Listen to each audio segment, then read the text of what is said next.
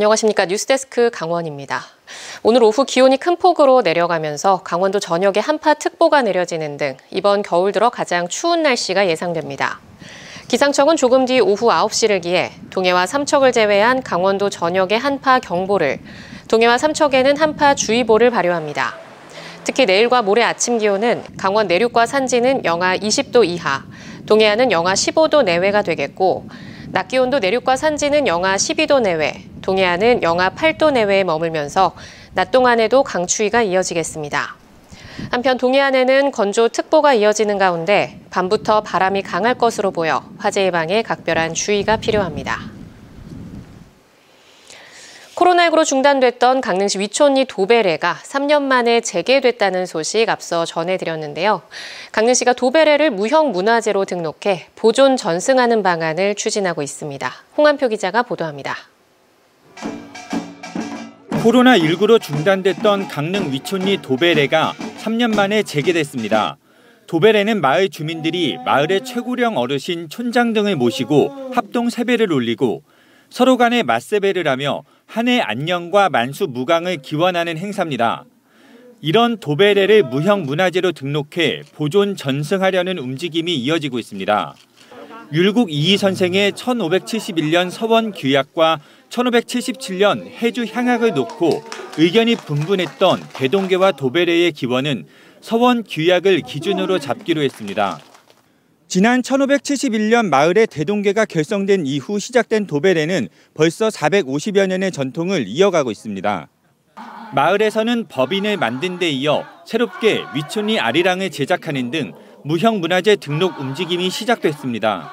체계적으로 후손들한테 정식으로 좀 물려주고 싶어서 법인은 설립이 돼 있습니다. 그래가지고 2차적으로 이제 강릉시하고 도에서 협조를 해가지고 이제 신청을 하였으니까.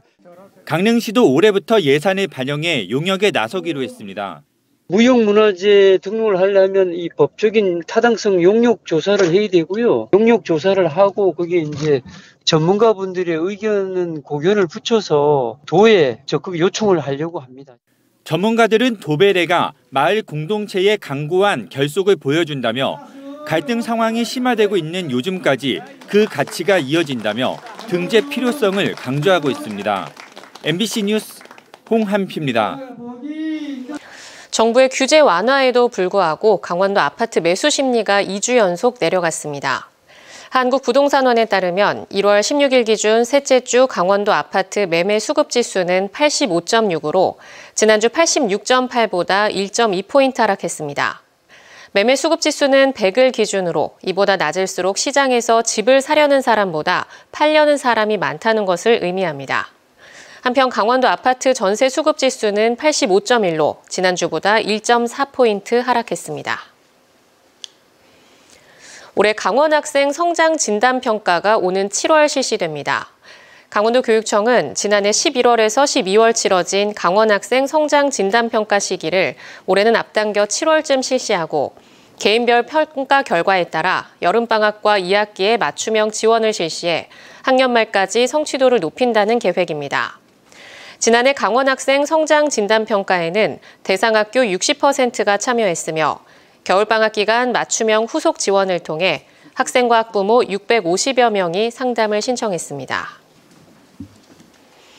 코로나19 확산세가 주춤하면서 닷새째 확진자가 1,000명을 밑도는 가운데 오늘 오후 6시 기준으로 321명 발생했습니다.